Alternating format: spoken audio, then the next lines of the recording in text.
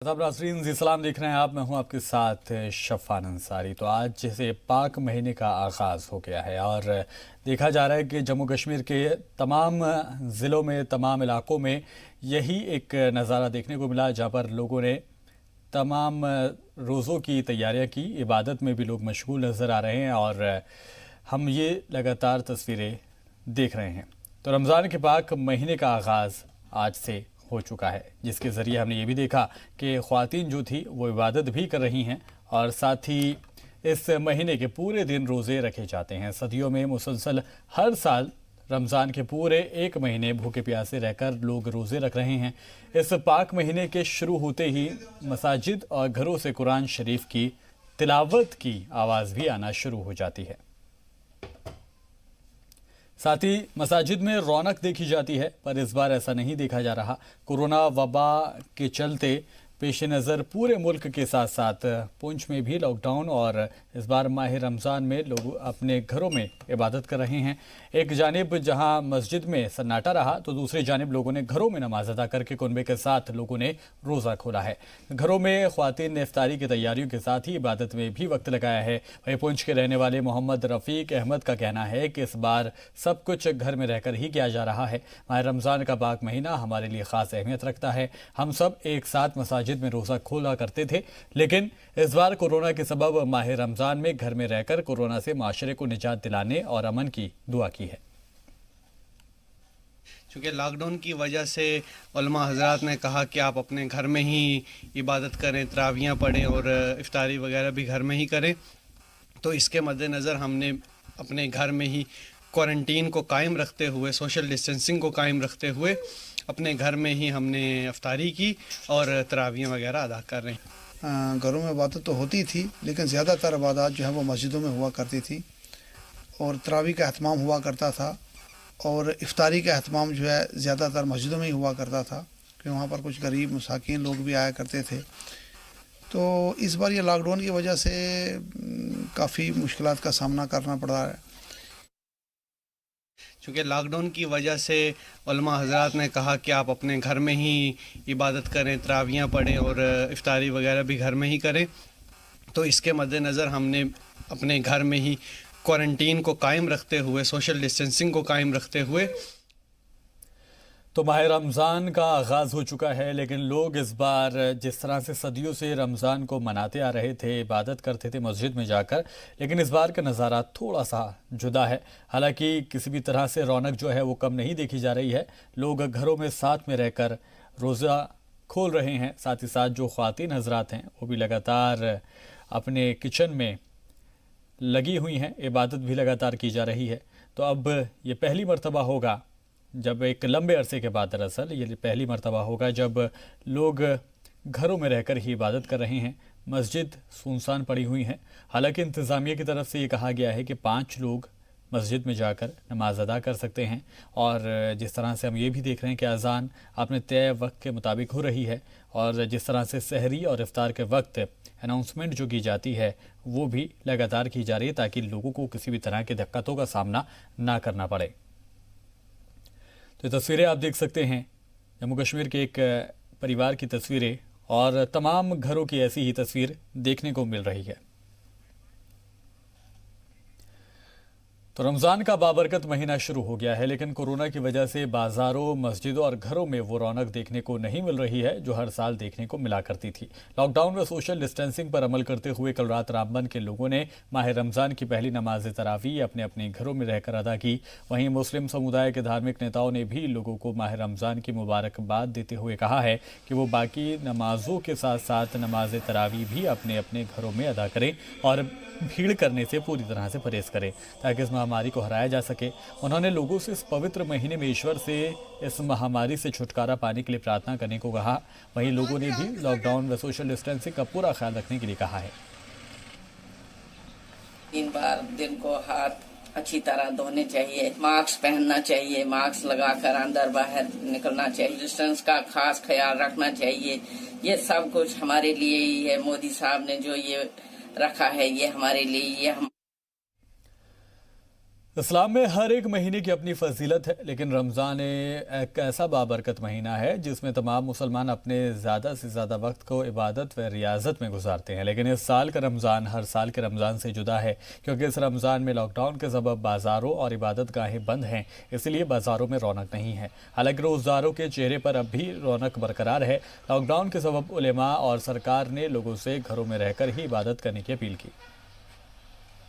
इबादत का मसला तो बहुत अच्छा मौका है कि अगर इंसान आज घर में ही बैठे अपने अहल अयाल के साथ, अपने बच्चों के साथ इस नमाज तरावी को भी अदा करे। और बहुत ही अच्छा कंट्रीब्यूट रहा जो कि आज पहला रोज़ा है और कल पहली तरावी हो गई, तो लोगों ने भी बहुत अच्छा कंट्रीब्यूट इसमें किया, अपने घरों में ही इस नमाज को अदा किया। और यही मैसेज हमारी भी रहेगी कि अपने घरों में ही रहे, स्टे होम स्टे सेफ, इसी से इस बीमारी से हम निजात पा सकते हैं। रमज़ान का पहला दिन है तो मार्केट में अगर हम देखेंगे रेट्स के हवाले से कितनी रेट्स बढ़ चुकी है, तो जो आम लोग हैं किस हिसाब से भी खरीदारी कर रहे हैं। आम लोग जो है वो अभी कम खरीदारी कर रहे हैं, क्योंकि आजकल जो महंगाई हो रही है उससे हम कम डिमांड हो रही है। मैं तो 1 महीना 10 दिन से बैठा है, आज पहला रमज़ान है, यही थोड़ा सामान वामान लेके निकले हैं। महंगाई भी बहुत है और खरीदार भी नहीं आता है, आदमी भी नहीं चलता है, इसीलिए मैं आज फर्स्ट ईयर पहला रमज़ान है, इसलिए मैंने निकला है थोड़ा लेकर के। कहाँ काम धंधा भी नहीं। गांदरबल में जितने जो रिलीजियस लीडर्स हैं, हमारे इमाम साहिबान, उनसे हमने इस्तदा की है। एक तो विलेज लेवल पे, डिवीज़न लेवल पे, पुलिस स्टेशन लेवल पे, फिर डिस्ट्रिक्ट लेवल पे हमने उनसे इंटरेक्शन की है। और वी हैव रिक्वेस्टेड कि आप फोरफ्रंट पे आप ही आइए। एब्सोल्युटली ऐसा कंसेप्ट नहीं है कि एडमिनिस्ट्रेशन आपको बंद करना चाहती है, रुकावट देना चाहती है, नहीं। ये आपका काम है अवेयरनेस करना कि लोगों को घरों में तरावी के लिए और जो 5 वक्त नमाज है वो अदा करने के लिए वही घर में करें। रीज़न भी कि आपको पता है बीमारी बहुत बुरे तरीके से फैल रही है और इसका एक ही हल है कि आप गैप मेंटेन करें, दूसरे से हाथ नहीं लगाएं। श्रीनगर में डिवीजनल कमिश्नर पीके पॉल ने कश्मीर के लोगों को रमज़ान की मुबारकबाद पेश की। उन्होंने लोगों से कहा कि इस रमज़ान के महीने में लॉकडाउन का बराबर अमल करें और जो WHO के गाइडलाइंस हैं उन पर भी अमल करें। वादी कश्मीर के आवाम को माह रमज़ान की मुबारकबाद देता हूँ। आप सब लोगों को मैं एक अपील करना चाहूँगा, घर में रहते हुए ही हम माह रमज़ान में प्रेयर करनी है। इफ्तार होने के बाद जो तरावी का नमाज हम अदा करते हैं और सुबह जो शहरी होती है उस समय का भी जो नमाज रहता है वो भी हम घर से ही अदा करेंगे, ताकि लॉकडाउन के जो मेजर्स है उसका हमें फल मिल सके। कोरोना के खतरे को देखते हुए रमज़ानुल मुबारक के मौके पर तमाम मस्जिदों और इबादत गाहों को बंद कर दिया गया है। लोग घरों में रहकर इबादत कर रहे हैं, सरकार की तमाम हिदायतों पर अमल कर रहे हैं। मस्जिदों में जाने से एडवाइजरी जो इस वक्त जारी हुई है, तकलीफ हो रहा है तो हमें उनका रुख नहीं करना चाहिए। उलमाओं की भी यही राय है। हाँ, अगर किसी जगह नमाज अदा भी की जाए वो बड़े तदबीर के साथ होनी चाहिए। और घर में अगर इजाज़त, आज हमें घर को ही मस्जिद बनानी पड़ेगी और अल्लाह ताला ने ये भी आज हमें तौफीक दी कि अपने घरों को ही मस्जिदें बनाओ और अपने बच्चों के साथ, अपनी फैमिली के साथ नमाज़ें अदा करो, तरावी अदा करो, रोज़े रखो और उनको भी तरबियत मिलेगी। माह रमज़ान का पहला दिन और इस पहले दिन में हम आज श्रीनगर के डाउनटाउन तारीकी जामिया मस्जिद में है। हम आपको दिखाने जा रहे हैं कि तारीकी जामिया मस्जिद आज सुनसान पड़ी हुई है। हम आपको दिखाने जा रहे हैं कि किस तरह से दरवाज़ों पे ताले लगे हुए हैं, पूरी सड़कें सुनसान लग रही है, जबकि इस माह श्याम में हज़ारों की तादाद में यहाँ पर लोग आते थे। पूरी तरह से नवहट्टा चौक हम आपको दिखाने जा रहे हैं, जो यहाँ पर सोरा सिक्किम्स और दरगाह को कनेक्ट कर रहा है। ये रोड पूरा सुनसान दिख रहा है, जबकि हर दिन तब तकरीबन हज़ारों की तादाद में यहाँ पर लोग आते जाते रहते थे। अब दुकानदारों की बात करें, पूरी दुकान यहाँ पर बंद है, जबकि यहाँ पर इन दुकानों पे इस समय इतनी भीड़ होती थी कि कहने की कोई बात नहीं है। कि कहते हैं कि रास्ते में चलने की कोई कोई रास्ता नहीं होता था। इन दुकानों पे वही माह रमज़ान इफ्तारी का सामान मिलता था या सहरी का सामान मिलता था। तो वही ऐसा लगता है कि आज पूरी तरह से लॉकडाउन का असर हमें जम्मू श्रीनगर के डाउनटाउन में देखने को मिल रहा है। अब आने वाले दिनों में और देखना होगा कि किस तरह से ये लॉकडाउन का हम पूरी तरह से पालन कर सके और ताकि हम इस वबाई बीमारी से छुटकारा पा सके। With camera person Janan Mohammad, Shaukat Beg, Zee media, Srinagar.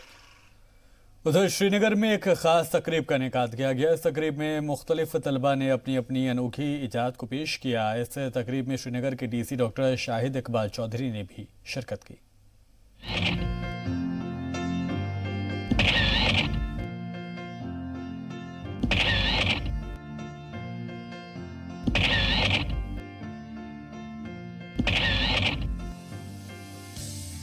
एक जानिब जहां हिंदुस्तान समेत पूरी दुनिया में कोरोना का कहर बरकरार है, तो वहीं दूसरी जानिब श्रीनगर की NIT तालिबात की जानिब से कुछ ऐसी इनोवेशंस की गई है जिसमें इन मरीजों के लिए राहत मिलने की उम्मीद है।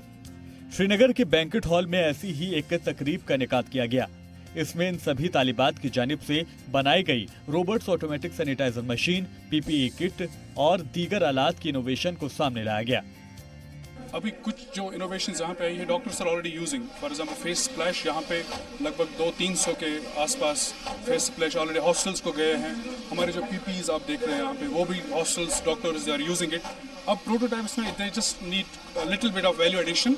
सो I mean with in 5 or 6 days we'll be able to share the prototypes with our hostels. इन प्रोग्राम को श्रीनगर जम्मू कश्मीर डिजास्टर मैनेजमेंट का भी ताउन मिला। मुंतजिम फैयाज अहमद ने बताया कि सभी चीजें घर में मौजूद सामान से ही तैयार की गई हैं। बेसिकली एक असिस्टिव रोबोट है जो कोविड-19 पेशेंट्स को जो इलाज कर रहे नर्सेज और डॉक्टर्स हैं उनके लिए है। ये करता क्या है, ये मिनिमाइज करता है कांटेक्ट कोविड-19 पेशेंट्स के दरमियान और नर्सेज और डॉक्टर्स के दरमियान। उससे हम उनको सेव करते हैं। कैसे? फॉर एग्जांपल उनको केयर करना है, मेडिसिन पहुंचानी है, खाना पहुंचाना है, तो ये वो सारा पेलोड ले जाता है और रिमोटली एक नर्स और डॉक्टर अपने ऑफिस में बैठ के in the comfort of his office वो इसको कंट्रोल कर सकता है और यहाँ पे अपना मोबाइल माउंट करके सर्विलेंस भी कर सकता है अपने वार्ड की। This is basically you can see it, scrap से ये डेवलप हुआ है, लोकली अवेलेबल कंपोनेंट से डेवलप हुआ है। हाँ, कुछ ऐसे कंपोनेंट्स हैं जो किसी और चीज़ से निकाल के हमने यूज़ इसमें किए हैं। I am representing the group, इसका नाम है ग्रूट। वहीं एक तालिबान ने एक वेंटिलेटर भी बनाया है जो मरीज को सांस लेने में मदद करता है। इसके अलावा दवाई ले जाने वाले ऑटोमेटिक ट्राई भी बनाई गई है जिसके जरिए मरीज के सामने दवाई खुद ब खुद पहुंच जाएगी और उसको खाली हाथ से उठानी है।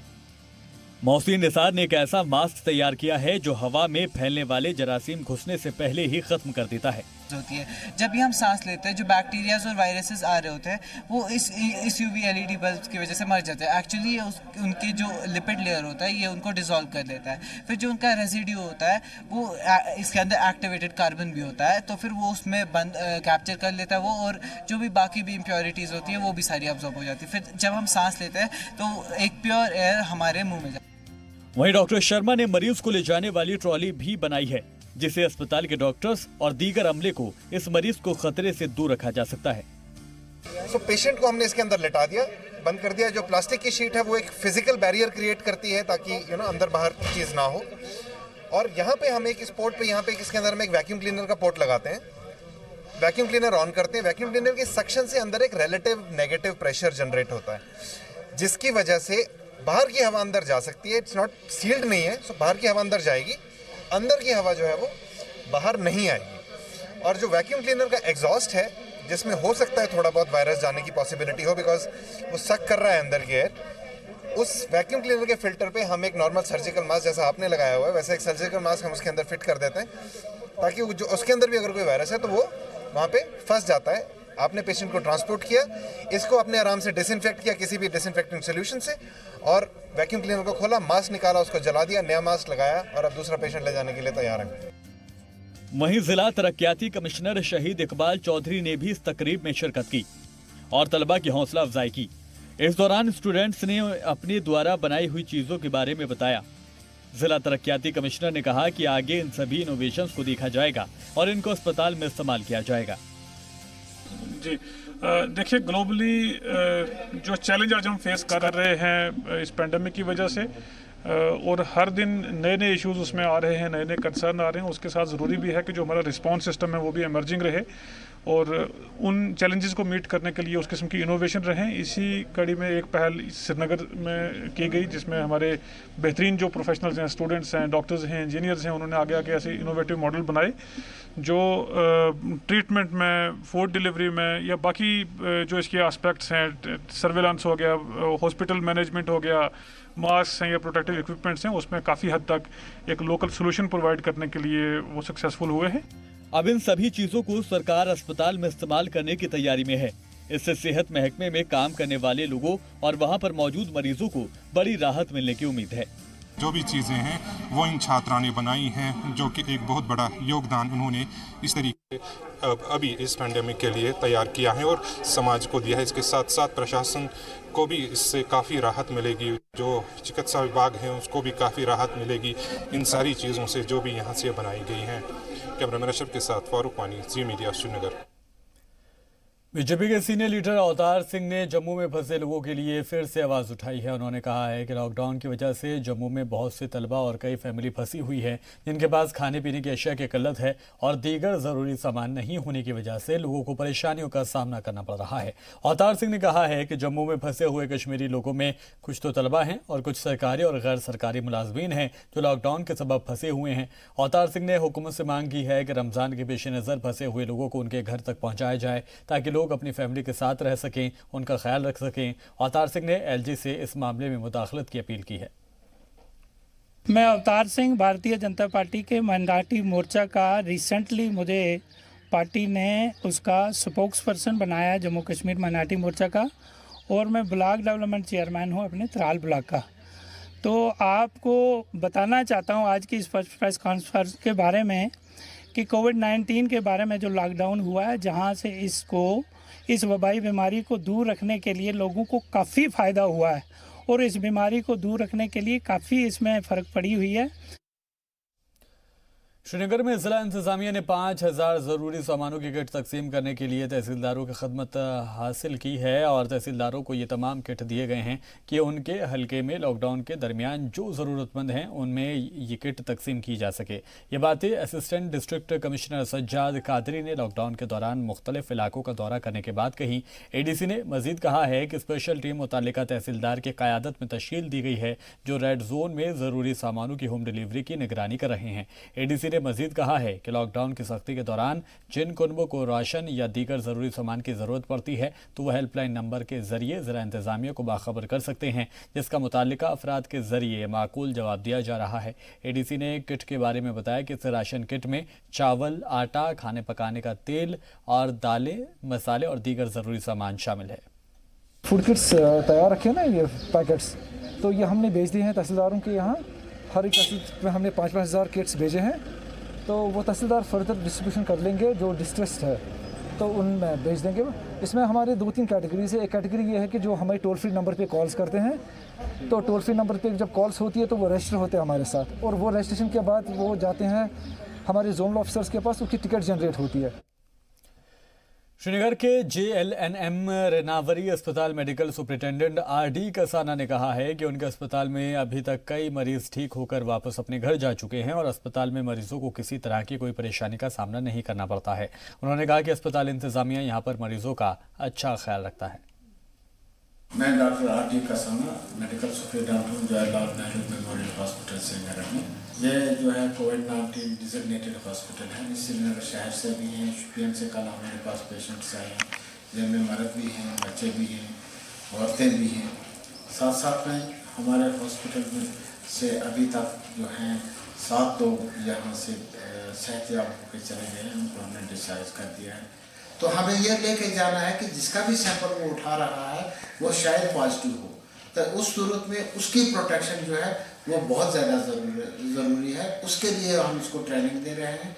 फिर सैंपल कैसे उठाना है उसकी ट्रेनिंग, फिर उसको ट्रांसपोर्टेशन कैसे करनी है, ये सारे जितने भी इकदाम हैं इनकी ट्रेनिंग जो है यहाँ हमारे हॉस्पिटल में हो रही है। श्रीनगर में फूड एंड सिविल सप्लाईज के डायरेक्टर बशीर अहमद खान ने जी मीडिया से खास बातचीत के दौरान कहा कि रमज़ान के महीने में अब 800 से लेकर 900 तक बकरे का गोश्त बेचने वाले अफराद के खिलाफ महकमा की जानिब से कार्रवाई की जा रही है। गौरतलब है कि कश्मीर घाटी में लोग लगातार बकरे का गोश्त महंगा बेचने वाले लोगों को लेकर परेशान हैं, जिसको देखते हुए सरकार ने अब ठोस इक़दामात उठाने का फैसला किया है। वहीं सब्जी फलों को लेकर भी अब महकमा फूड और सिविल सप्लाईज इन लोगों को किसी भी सूरत में बख्शेगा नहीं। जी सलाम ने इस सिलसिले में जिला तरक्याती कमिश्नर से इस सिलसिले में बात की, जिसके बाद ये कदम उठाया गया है। Director food and civil supplies हमारे साथ मौजूद हैं बशीर अहमद खान साहब। सर, हमें ये बताइए, जो अभी रमज़ान का महीना शुरू होने जा रहा है, तो इस सिलसिले में लोगों की अक्सर ये शिकायतें रही हैं कि जो मटन है, जो ये बेचने वाले हैं, मीट बेचने वाले हैं, तो रेट्स जो हैं बहुत ज़्यादा हैं, उस पर कुछ कंट्रोल, चेक एंड बैलेंस नहीं हो रहा है। तो आगे क्या कार्रवाई करने जा रहे हैं आप इन लोगों के खिलाफ? जो ये मटन का इशू है, ये थोड़ा सा इशू इस वक्त हमारे पास है, क्योंकि इसकी रेट्स कुछ सालों से रिवाइज नहीं हुई हैं। हालांकि in the month of April की इसकी 2 मीटिंग्स हो गई, डिविजनल कमिश्नर साहब चेयरमैन है इसके, लेकिन ये फाइनलाइज इशू नहीं हो सका क्योंकि उसके बाद फिर लॉकडाउन हो गया। तो इस वक्त हम रेट तो रिवाइज नहीं कर सकते हैं। और दूसरी परेशानी ये है कि मंडीज़ लॉकडाउन में है। हमारी 3-4 मंडी जो नॉर्थ इंडिया की सबसे बड़ी मंडी है, गाज़ीपुर है, आज़ादपुर है, और हरियाणा में एक मंडी है जहाँ से हमें माल आता है, तो वहाँ पे बिल्कुल वो गैदरिंग बंद है, तो नेचुरली मंडी भी बंद है। थोड़ा स्ट्रीमलाइन मेरे ख्याल में वी आर एक्सपेक्टिंग कि वो 2 मई के बाद अगर लॉकडाउन में कोई नरमी हो गई तो फिर ये इशू ऑटोमेटिकली रिजॉल्व हो जाएगा। लेकिन तब तक कुछ अनसिक्योरेबल्स एलिमेंट्स जो ब्लैक शीप्स हैं, वो कहीं लोकल प्रोड्यूस जो हमारे पास है उसको एग्जॉर्बिटेंट रेट्स पे बेचते हैं। आज भी डिप्टी कमिश्नर श्रीनगर ने या बाकी डिप्टी कमिश्नर साहिबान जो हैं, आज भी उन्होंने मीटिंग ले ली। कल हमने यहाँ पे अपना स्क्वाड भी उनको भी मुतहरिक कर दिया कि जो आपको क्योंकि हमारे पास शिकायत आ गई है कि ये आप घरों में बेचते हैं, ये आप दुकान नहीं खोलते हैं, लेकिन वहाँ पे ये थोड़ा सा कॉस्टली बेचते हैं। मेहरबानी करके मेरी अपील इनको रहेगी कि आप कम से कम माह रमज़ान को मद्देनज़र रखते हुए एग्जॉर्बिटेंट रेट्स पे मत बेच दीजिए, जो रेट आपको है उसी पे बेचिए। अगर आप गलती करेंगे या आप लोगों को फलीस करेंगे या आप लोगों को जुल्म करेंगे तो हम आपको नहीं छोड़ेंगे, आपके खिलाफ FIR लगेंगे, आपको गिरफ्तारी भी हो सकती है। मुल्क के कई हिस्सों में कश्मीर के तलबा लॉकडाउन की वजह से फंसे हुए हैं, जिन्हें सरकार अभी तक रियासत में वापस नहीं ला सकी है। मुल्क के दूसरे हिस्सों के साथ साथ उत्तराखंड, हिमाचल प्रदेश और दिल्ली में भी कई तलबा भी फंसे हुए हैं, जिन्होंने जी सलाम को अपने वीडियो मैसेज के जरिए जम्मू कश्मीर की सरकार तक अपनी आवाज़ पहुँचाने का अपील की है। इन तलबा ने कहा है कि उन्हें कई सारी मुश्किलात का सामना करना पड़ रहा है और वो अपने घर वापस जाना चाहते हैं। उत्तराखंड में मौजूद तलबा ने कहा है कि उन्हें वहाँ पुलिस के जरिए बहुत अच्छी मदद मिल रही है, जिनके वो शुक्रगुजार हैं। वहीं दिल्ली में फंसी तालिबात ने भी जम्मू कश्मीर सरकार से अपील की है कि उन्हें भी वापस लाने का इंतजाम किया जाए, जबकि दूसरे हिस्सों से भी तलबा ने अपने घर लौटने की ख्वाहिश जाहिर की है। दिल्ली में फंसी तालिबात ने कहा है कि उन्होंने अभी तक अपने फ़ोन के जरिए कई सारे मैसेजेस सरकार को किए हैं, लेकिन अभी तक वहां से कोई जवाब नहीं मिल रहा है। उन्होंने कहा कि उनके पास किराया भी ख़त्म हो चुका है और मकान मालिक उनसे किराया वसूल करने की बात कहते हैं, और मकान मालिक ने उन्होंने इससे पहले 1 महीना दे दिया है और अब मकान मालिक दूसरे महीने के किराए के लिए भी बोल रहे हैं। आमिर ताहमीर अपने साथियों के साथ देहरादून उत्तराखंड से बोल रहा हूँ कि मैं यहाँ की गवर्नमेंट से अपील करना चाहता हूँ कि हमें घर जाने का कोई बंदोबस्त कीजिए। साथ ही साथ मैं यहाँ की पुलिस प्रशासन का भी शुक्रिया अदा कर रहा हूँ, जिन्होंने आज तक हमें साथ दिया है। तो जैसे कि हम यहाँ पढ़ाई के सिलसिले में फंसे हुए हैं, जबकि बाकी स्टेटों में देखा गया है कि बहुत सारे स्टूडेंट फंसे हुए थे जिनको घर निकालने में भरपूर सहयोग दिया है वहाँ की गवर्नमेंट ने। वैसे ही मैं यहाँ की गवर्नमेंट से भी अपील करना चाहता हूँ कि हमें घर जाने का कोई बंदोबस्त कीजिए। तो साथ ही साथ पुलिस ने भी आज तक हमें साथ दिया है, तो मैं उम्मीद रखता हूँ कि आगे भी वो हमें घर जाने में साथ